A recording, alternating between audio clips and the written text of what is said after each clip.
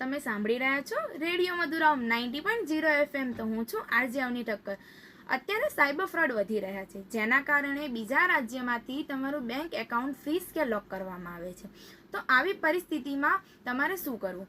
તો તમારે જે બેંકમાં તમે એકાઉન્ટ ધરાવો છો ત્યાં તમારે લેખિત અરજી આપવાની રહેશે.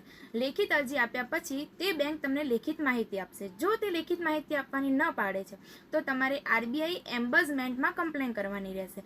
જો તે તમને લેખિત માહિતી આપે છે તો તે તમને મોબાઈલ નંબર અને ઈમેલ આઈડી આપશે. તો તે ઈમેલ આઈડી પર તમારે મેલ કરવાનો રહેશે, જેમાં તમારે તમારો વ્યવસાય, તમારું નામ અને તમારો બેંક એકાઉન્ટ નંબર જણાવવાનો રહેશે.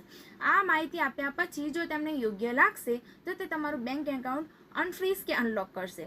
આ કર્યા પછી પણ જો તમારું બેંક એકાઉન્ટ અનફ્રીઝ કે અનલોક થતું નથી તો તમારે તમારી BNSSની કલમ 497 અને 503 મુજબ તમારે ફરિયાદ કરવાની રહેશે. તમારે તમારી નજીકની સેશન કોર્ટમાં ફરિયાદ કરવાની રહેશે.